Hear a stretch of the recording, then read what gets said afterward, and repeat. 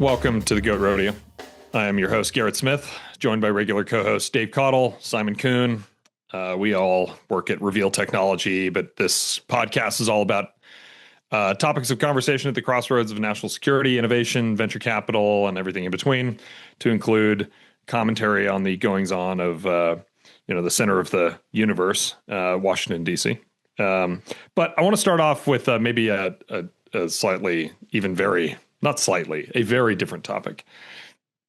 I was handed a coffee about 30 minutes ago. I'm usually not a frou-frou coffee guy. I'm usually I'm an Americano.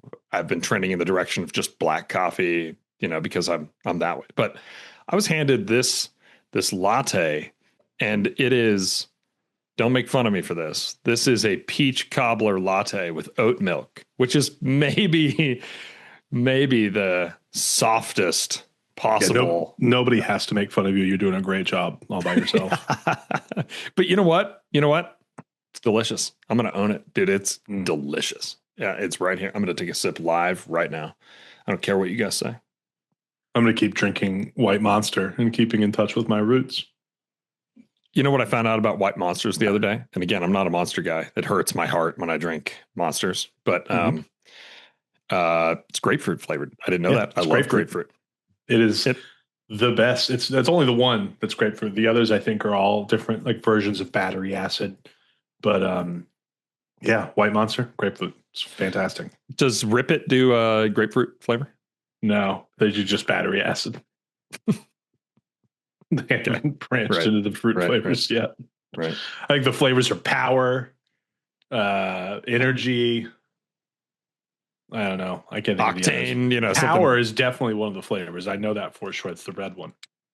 Well, this is my moment for my weekly solicitation for a Rip It sponsorship. We're ready. Rip It, we're ready. We're ready. Anytime. I make espresso every morning. I make a double espresso every morning, and like you roast and grind, or I do not roast. I buy the beans roasted. I do grind them by hand and make espresso, and that's my going in position. However, on the more frou-frou kind of coffee, I've grown to be a big fan of cortado. And that's not frou-frou. That's just refined. Cortado is my favorite espresso drink. That's just smart, Dave. Yeah. So I was in a coffee shop with your co-founder in Washington, D.C., getting ready to have a meeting. Yeah. And he asked me what I wanted, and he'd never heard of a cortado before. So he ordered it, or answered the barista's questions incorrectly. And he came back with 4 cortados. And he and I were both handshaking, by the end of that meeting. I know exactly which co-founder that was, just from that description, because I have one co-founder who's like an espresso savant. You might know who that is. And he will never order something in error. He knows exactly what to order. He can make whatever you want. The other one is much less refined. He's much more like me in the sense that he's a Marine who's vulnerable to simple things. Yeah, you got the right one. Yeah, I got it. Simon, you're not a coffee person. Nope, it's gross. I think you dirty call it bean water. Don't get it. I was about to say, I've heard you call it dirty bean water. Yeah. Well, not for me. It's delicious. Smells bad. Looks bad. Pass. Yeah. Hard pivot. Next topic.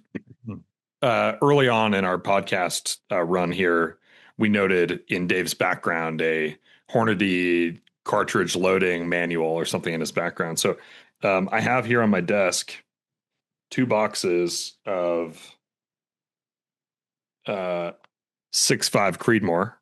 One is Hornady Black, and this is Federal Premium. And I have these on my desk because somebody asked me what kind of ammunition I picked up as my test rounds or whatever in a new long gun I just bought. And I'm not a hunter. I'm not necessarily even a rifle guy. But are either of you guys into rifles? You got to be into rifles, Dave. Yeah, Dave spent a little time being into rifles, I believe. Yeah. Absolutely. And I love we can nerd out as much as you want. Excellent long range ballistics, high ballistic coefficient on the 6.5 Creedmoor. However, I have not adopted it personally just because if it's not widely adopted for, over years as a NATO round, the cost per round is significantly more than, so I just run standard 308. However, I can appreciate that it's a very good round. I hear that. I bought this rifle at the recommendation of somebody in our network. Dave, you know him. Simon, you know him. He's a local gun god, I'm going to call him, in the Bozeman, Montana area, which is saying something because there's a lot of gun people out here. Yeah. But this is a demigod, I'll call him. He lives halfway up Mount Olympus and shoots lots of things off of the side of Mount Olympus. But I don't want to get too deep into this unless you guys want to, because we do have stuff we want to talk about. But at his recommendation, I bought a Weatherby Mod 307, chambered for 6.5 Creedmoor, and got a nice Night Force optic on it, got a nice suppression system for it, and I need to go break this thing in sometime in the next couple of weeks as the weather milds out here at the beginning of the summer in Montana. So Rip It will take your sponsorship. Weatherby will take that sponsorship. Just send it right on over. I'll do ad reads for you every week, unless and until I discover that I don't like shooting your rifle, in which case I'll go out and get somebody else. The list of acceptable sponsors is slowly growing over time. So I won't turn this into a meal. I'll make one minor recommendation, and also I recognize that the gun god that you referenced, that you and I both know, probably knows more than I do about this subject, or at least has more recent information. He claims to listen to the podcast, by the way. I don't believe him, but we'll find out. Right, so whatever you say, there's a chance that it gets back to him. Yeah. So if he disagrees, that's fine. I've also I haven't been engaged in that community, or there wasn't a Reddit community about this when I was shooting long range way back when. Sure. But I'd highly recommend, when you're breaking that rifle in, to save your brass, your once fired brass, because if you get into hand loading, the best accuracy I was ever able to achieve was hand loading brass that had been fired exactly once, because that round has expanded to exactly that unique chamber. And if you can load the bullet in the casing correctly, so that you've shortened the jump that it takes from leaving that casing and engaging the rifling, and also that brass fits perfectly within that chamber, that's the orders of magnitude better accuracy overall. See, I knew that I wasn't the most knowledgeable guy on the call, and there's so much work. If you care about it, though, if you care about it, it's not work. Just buy a new gift. It's fine. That's why that book is on my shelf, because it's fun to cook up a recipe. Can I make a bullet? Can I make it hit a 44 Magnum at exactly 200 yards? It's fun to cook up a recipe. Famous quotes from a guy named Ted.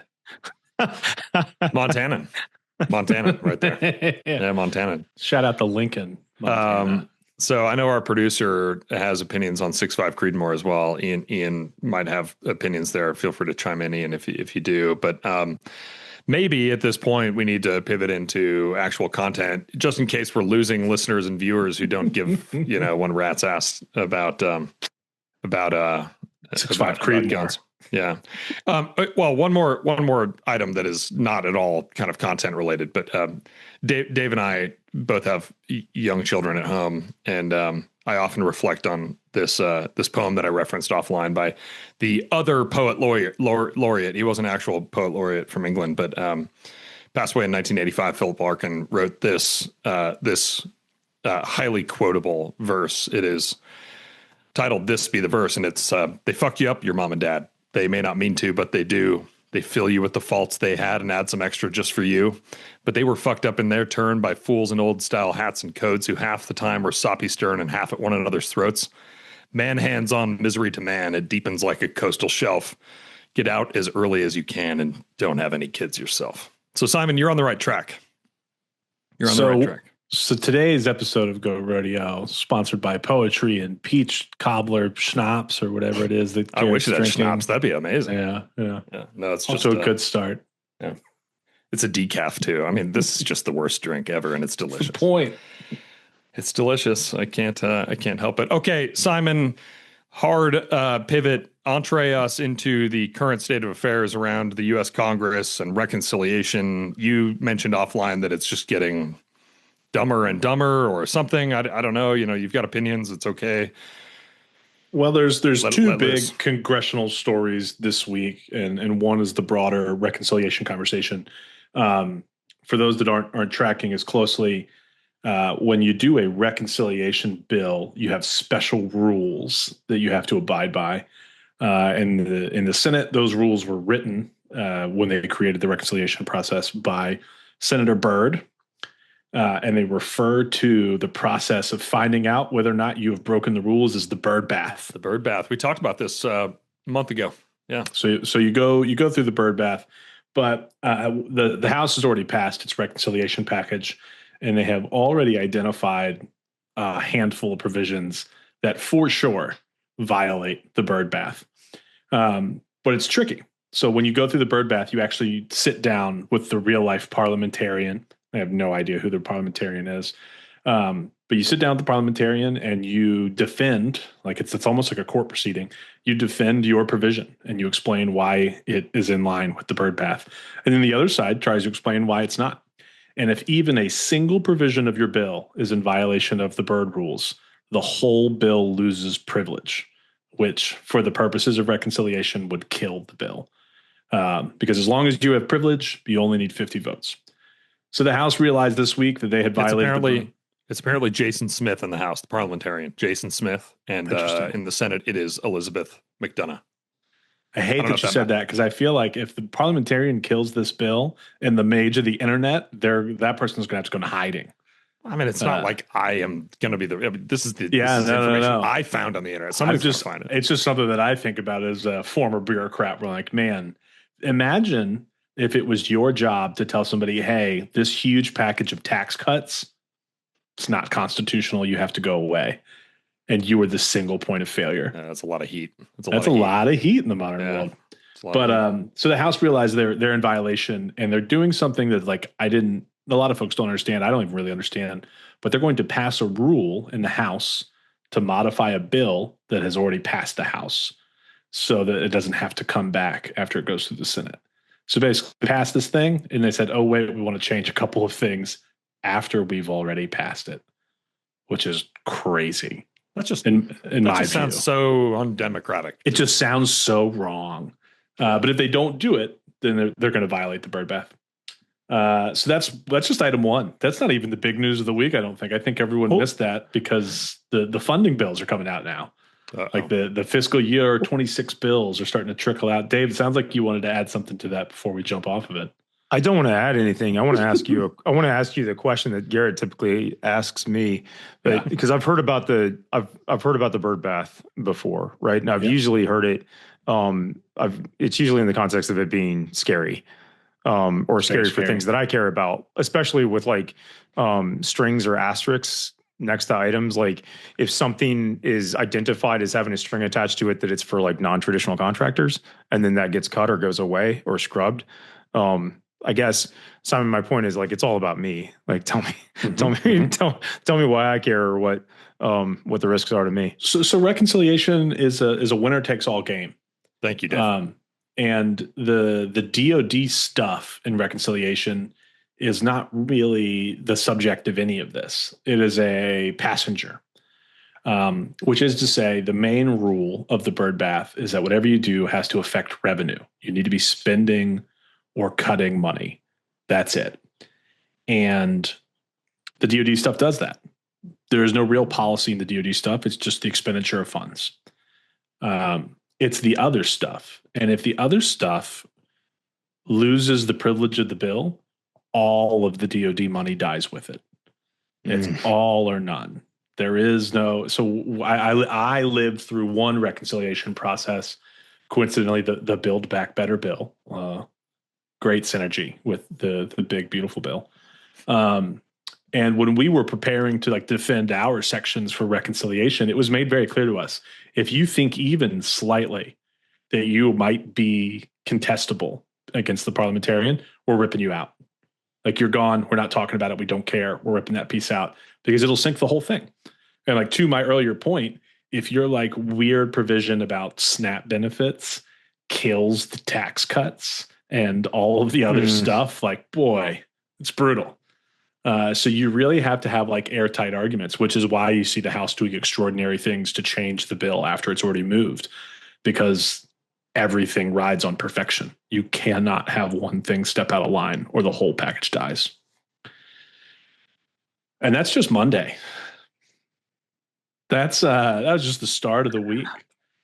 Because since then, and more specific to our space, right, we've seen the funding bills start to roll out in the House.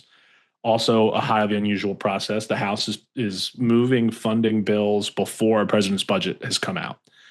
And if you're a real congressional nerd, yeah, you watched Ken Calvert run the House Appropriations Committee, Subcommittee of Defense, and he grilled Hegseth. And he had some very unkind things to say to Hegseth. That was along the lines of, maybe you could ask your friends at OMB. I don't think anyone is actually friends with OMB, but that's fine. Maybe you could ask them to move this along because we could use it.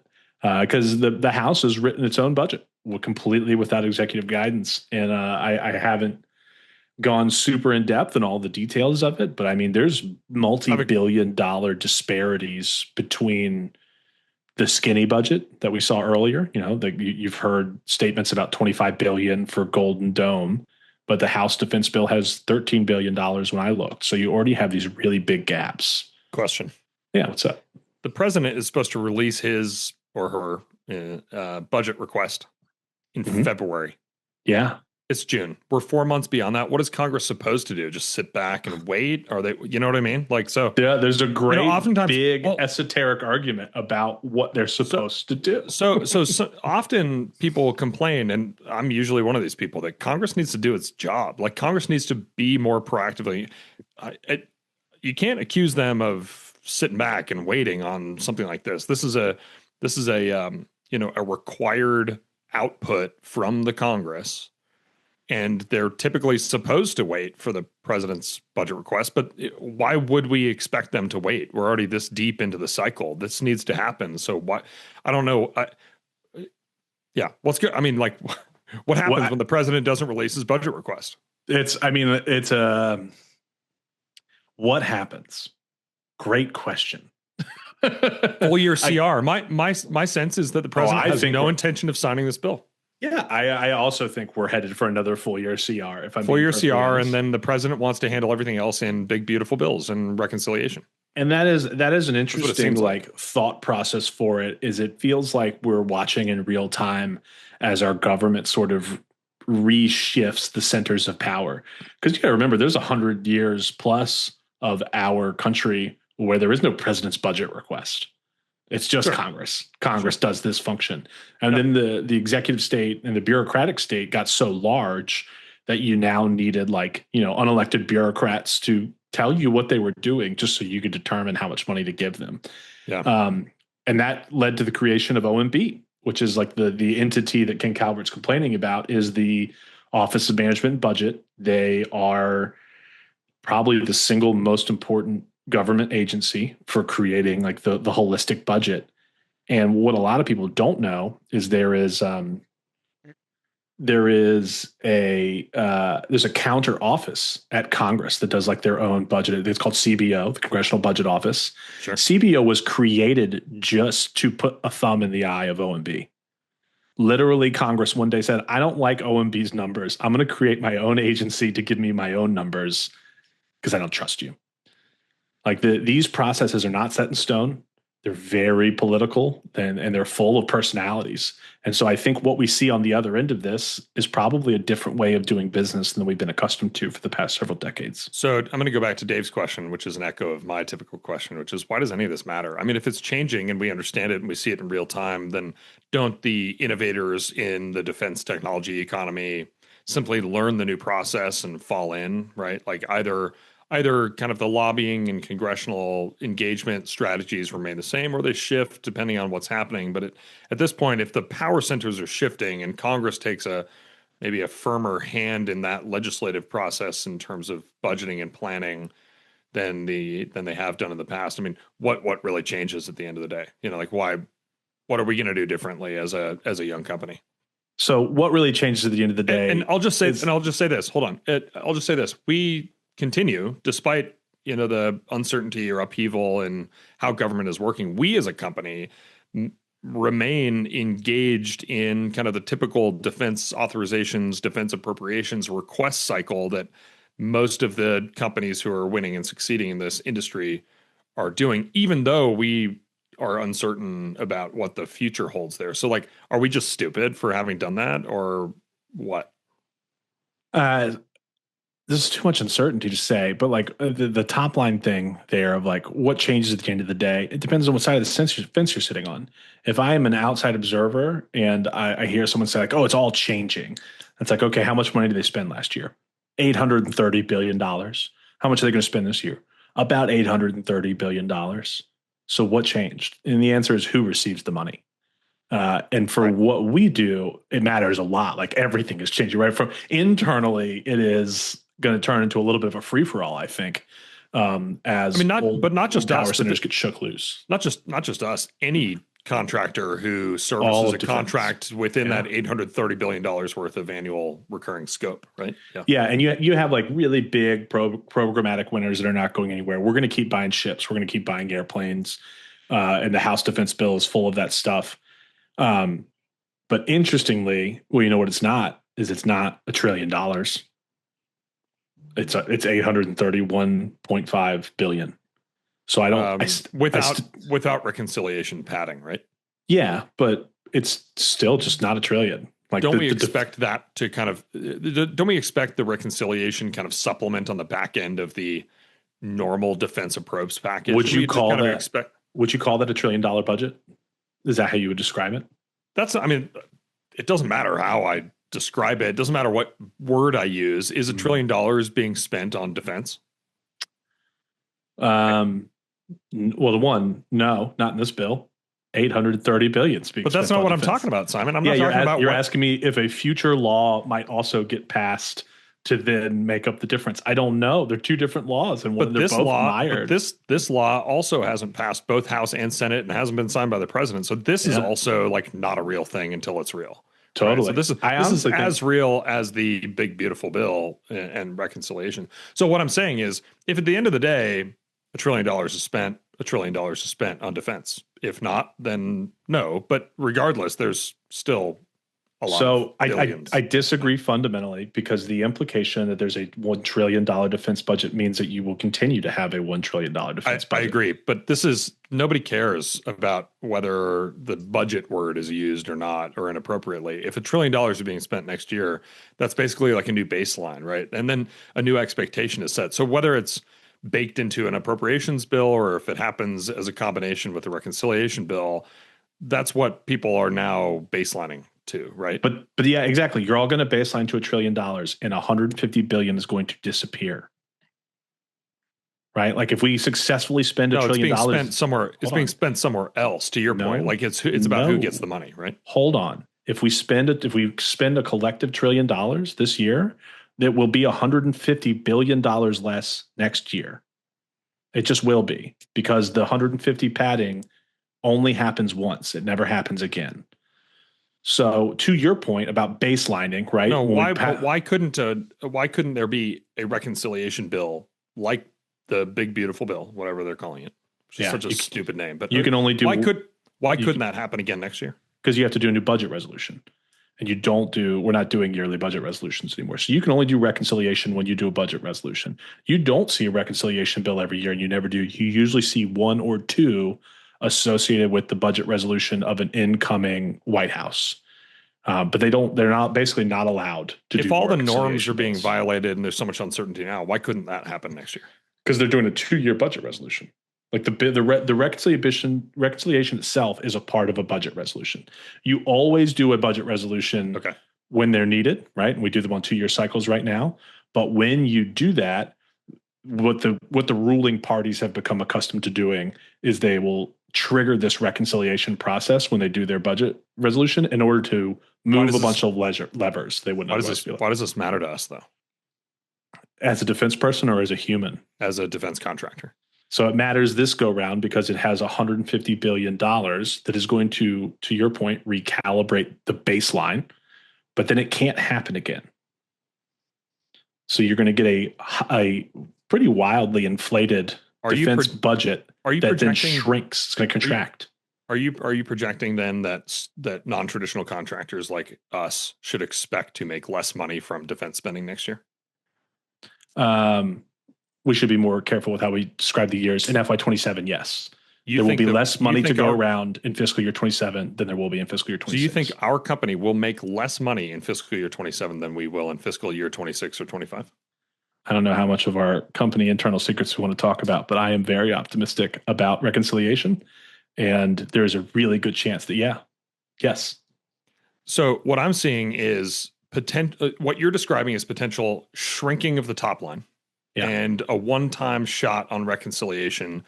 And that maybe in the future there isn't $1 trillion a year being spent on defense, but I'm seeing... Not a maybe. It's not a maybe. It is going to be defined. You're going to see a 15% shrinking of the DoD budget if we pass $1 trillion this year. You're going to become accustomed to $1 trillion, and then you're going to eat 15%. And all of the congressional appropriations leaders agree with me and have put out public statements to the same. I think you're missing my point here. It's that even if there's a shrinking top line, which I think is only a maybe because the future is unwritten, even then, all of the energy that we're seeing is a shift toward non-traditional contractors and a shift toward software and commercial and dual use technologies, right? So I would be stupid if I continued in this business if I was sure that we would make less money in 27 than we do in 26 than we do in 25. That'd be stupid. So what I'm getting at here is that I'm not sure as a small upstart defense contractor that it has big visions and big aspirations. I'm not sure that I care whether $1 trillion is spent or 800 billion is spent, so long as more is being spent on me. So think about it this way. Let's say it's $100 and 70 of it has to be spent on ships and planes. So there's 30 left over. Now cut out 15. Because it's not getting cut from ships and planes. Hold on. Why are you in this industry if you have this negative a view on what's going on? I actually baseline myself to the 830. I don't baseline myself to the trillion. And you're saying that within $830 billion worth of scope, there's no room for growing revenues for a small company in defense. No, I think there is. That's not at all. What are you complaining about? The downfall of the Republic? What are you complaining about? This podcast isn't about diagnosing the problems of the Republic, although I do care about that. Yeah. What are we doing defense for fun? Is that why we all do this? You guys are arguing, but not actually disagreeing. Simon's saying the pie is going to get smaller, and Garrett's saying then we're going to take a larger piece of it.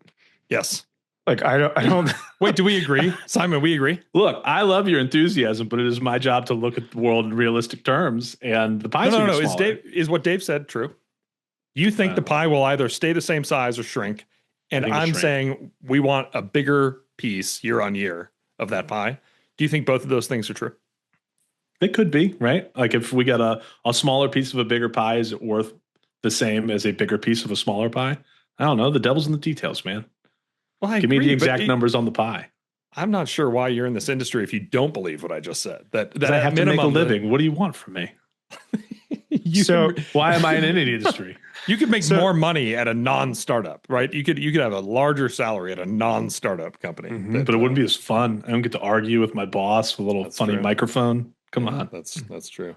So, Dave, I think you are correct there. You should mediate. I am, and if the devil's in the details here, right? Because we're not like $1 trillion. That we're operating even with our ambitions. Yeah, we're so small. We're talking.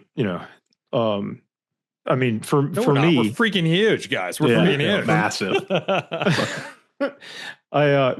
But not against the burden of paying all of the pay and benefits for our soldiers, right? That's where, like, to Simon's point, like we're building ships, and we're and most of the money, especially in the United States Army or like across the military, goes to people, right? So, up against, we shouldn't really talk about $1 trillion. We should talk about the sum of like O&M RDT. Let me put a fine point on it for people that are our sized.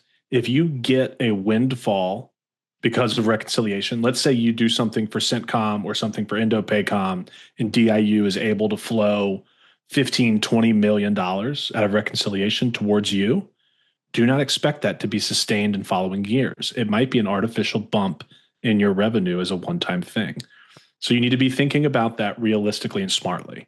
Most companies in our category actually aren't existing as a part of a recurring procurement activity, and most companies in our slice of the upstart kind of piece of this thing exist on Artitini, which is not long-term dependable anyway. So like we're at some level, companies in our category are fighting over available Artitini through all the innovation gateways, right? But are also fighting to transition into long-term procurement, programmatic, budgeted procurement activity. So where I was going with that is, I'm still optimistic. Yes, I'm not pessimistic about any of this. Like, okay, strategic ambiguity. There's unstable funding. There's risk of procurement freeze or disruption. We've been operating in some semblance of that for a while. The advice startups have always been in that environment. Yeah. 100%. Like the advice hasn't changed. We've touched this on multiple topics, right? OTs, IDIQs, GWACs, like have your contracts in place, track what's pre-funded or high priority, pivot to recompetes, option years, mission critical, commercial off the shelf offerings, and engage early and often with your customer for that wave of RFPs or purchase orders as money gets unlocked late in the year. And then, last step is always complain with all your defense tech startup buddies and customers on signal chats that nobody's supposed to use. This is very doable. This is very doable. We just have to have better tech. Another part of this, call it wave of disruption or evolution in this industry, has to do with regulation and deregulation. I think that was one of the topics, Dave, you wanted to talk about. So maybe transition us from this discussion about baselining and how big a piece of pie we're going to get next year and the year after, and talk a bit about the other hurdle that we encounter often, which is regulatory burden on contractors. I think you've got some specific content there. Yeah, so I didn't actually propose it as a topic. I proposed it as a question that I want to ask Simon publicly. You're welcome in advance. Is help me understand. Help a dumb former infantryman understand how this works. So what I see is AIA, Aerospace Industry Association, right?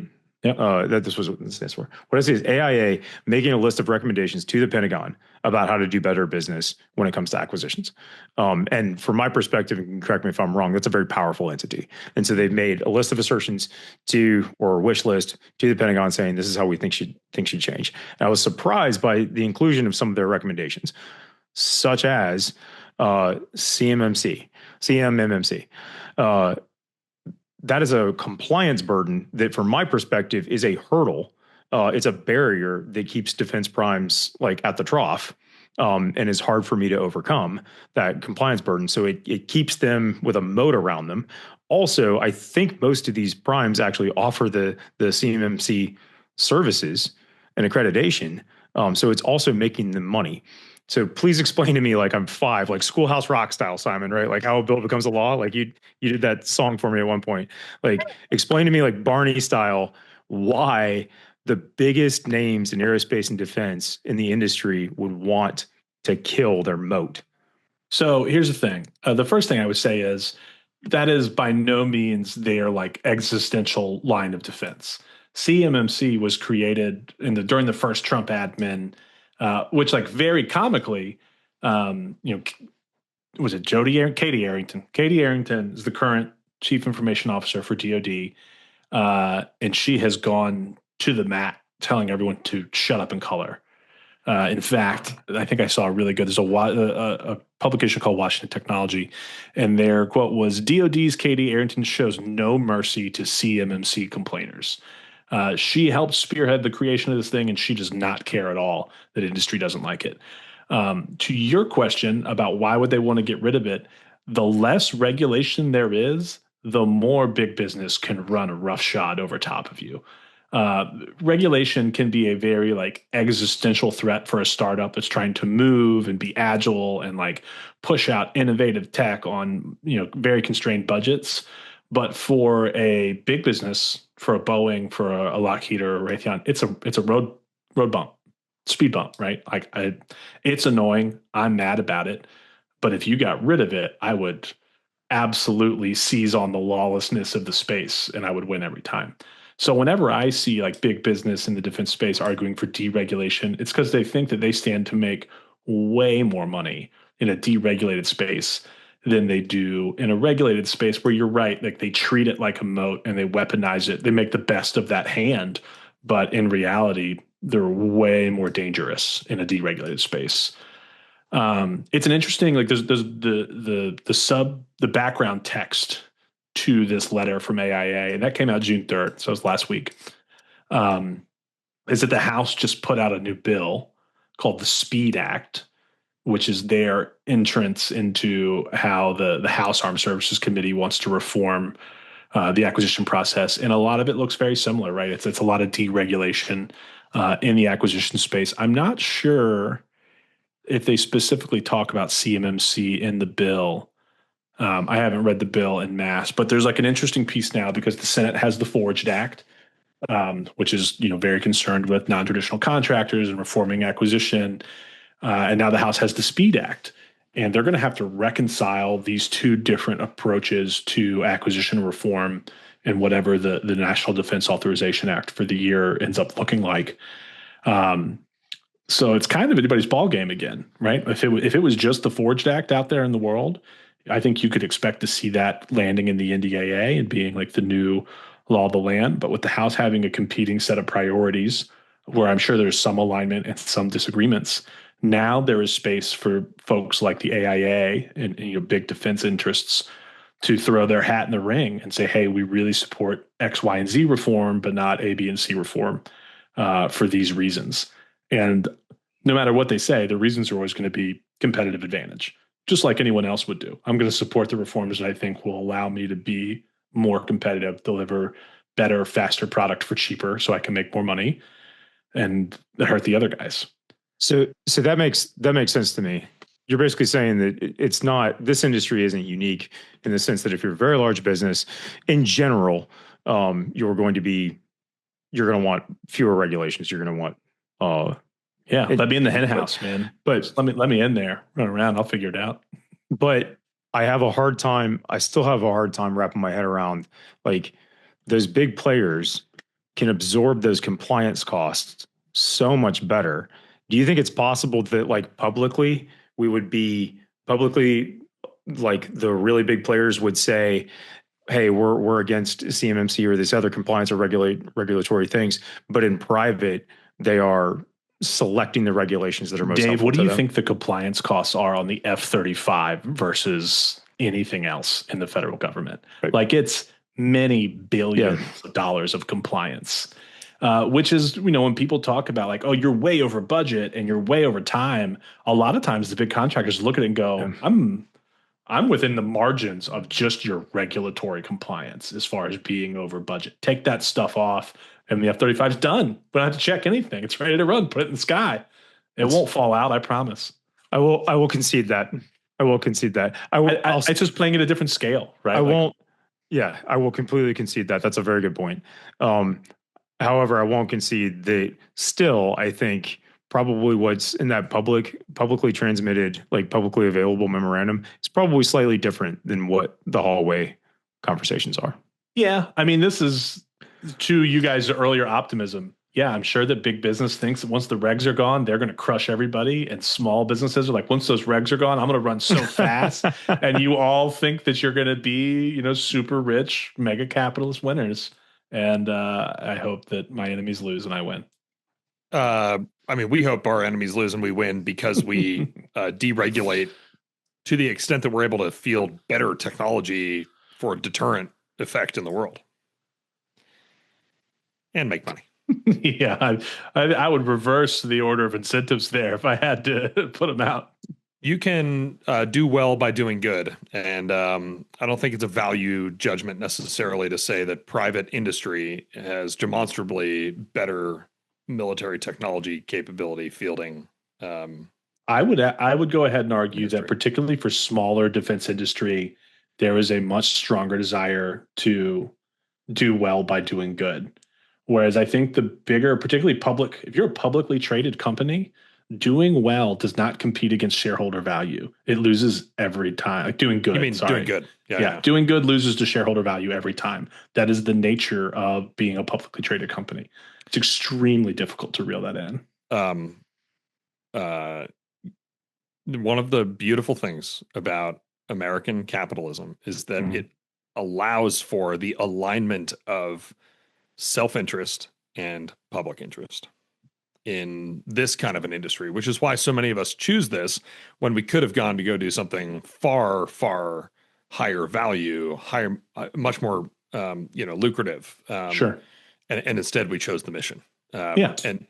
But that does not mean that you have to sacrifice the profit motive. In fact, it's a very helpful incentive. It helps you get over the valley. It's hard down there in the valley.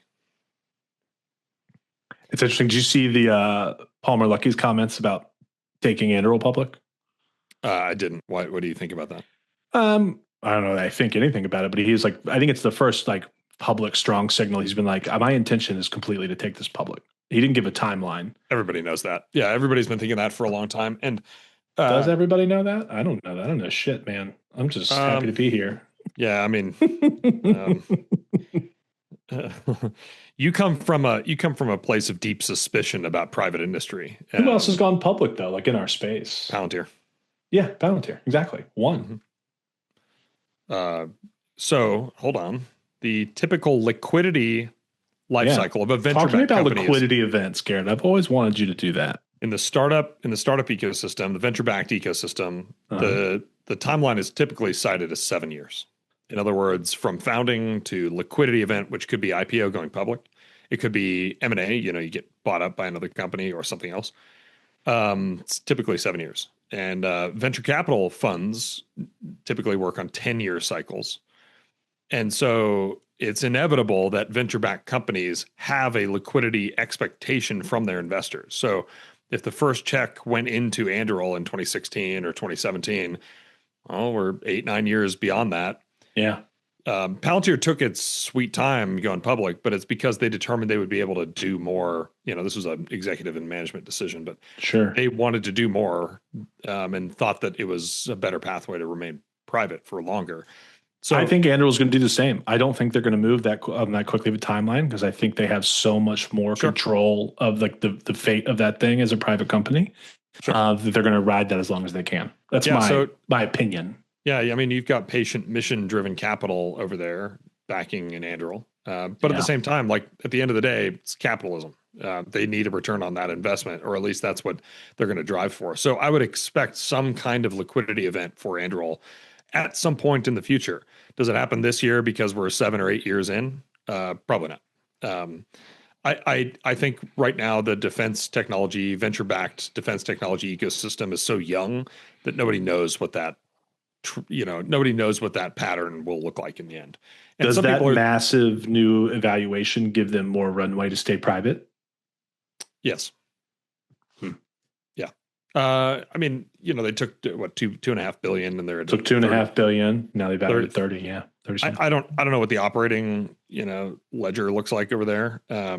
But I'm betting they're burning money. In other words, they're at a so-called net burn or a burn situation, which is kind of a tradition in venture capital backed companies to like grow and stay ahead of the insolvency curve for long enough so you can gobble up market share so that you can eventually like flip it and be very profitable because you have a dominant position in the market. So not to beat this dead horse, but that's the thing that I'm thinking about when we talk about reconciliation. I'm like, are these companies going to grow aggressively because there was this big windfall, only to wake up the next day and be like, oh shit, it's not there anymore. Well, if you're one of these companies, and we are, yeah, I want every windfall we can capture from reconciliation, but that doesn't mean that we shouldn't be smart about it, which is your point. In other words, don't baseline there, especially if it's procurement dollars, because that stuff likely isn't there in the following year. That being said, doesn't mean that it's not an attractive, revenue generating target, right? So I think that I think nobody knows what the defense playbook is in the venture backed ecosystem in terms of when to go public, when to exit, because there are so few examples to point to. Everybody knows that it's different than SaaS. We just don't know how different. And a lot of people are postulating now that the traditional SaaS-oriented venture capital methods and ways are not appropriate to the defense ecosystem, and it requires more patient capital. So is it a different kind of VC? Is it more private equity? Is it something else? Nobody knows, but people know it's different. People know it's going to be slower too, especially because the one real example you can point at is Palantir. And that took a long time, 20 years or 15 years or whatever, going public. Speaking of Palantir. Do you want to talk about this big New York Times article? Has everybody read it? Why don't you tee it up? Yeah, give us the background. So New York Times wrote this large article about Palantir. What was the exact title? Hold on. Something about database, private database. They had an interesting framing, and Palantir responded like pretty aggressively. But the title of the article was "Trump Taps Palantir to Compile Data on Americans." Mm-hmm. And for those that are interested, you can read that article in the Times, but you can also read Palantir's pretty in-depth point-for-point rebuttal on X, the Everything app, formerly known as Twitter.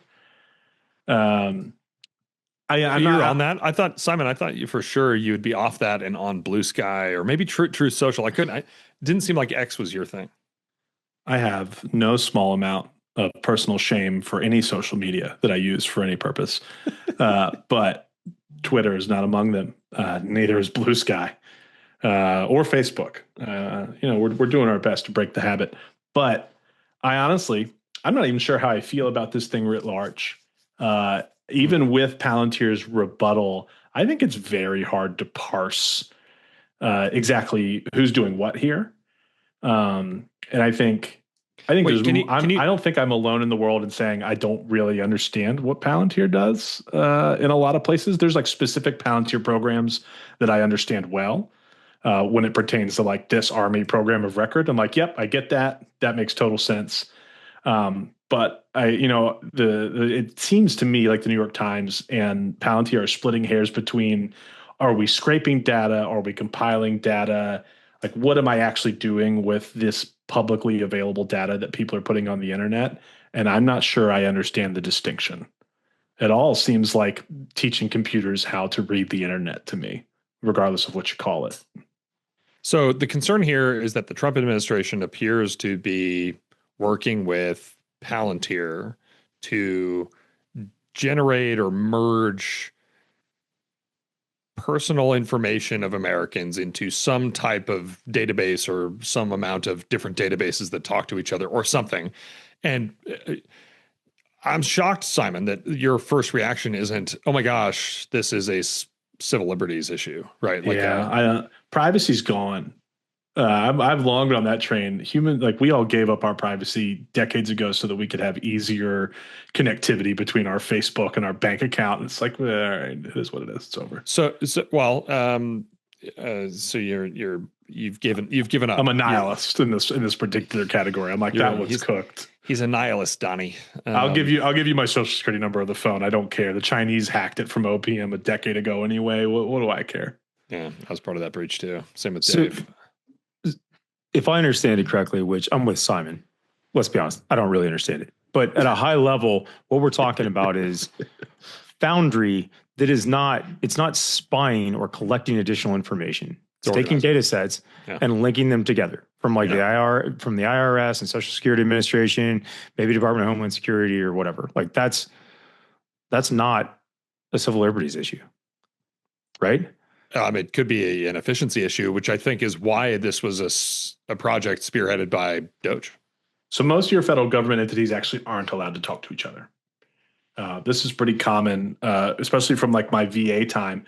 The DOD and the VA can't even really talk to each other. It's every time. We actually just saw this with the current Secretary of the VA and the current Secretary of DOD. They signed like an MOU and they're going to start talking. And I'm like, yeah.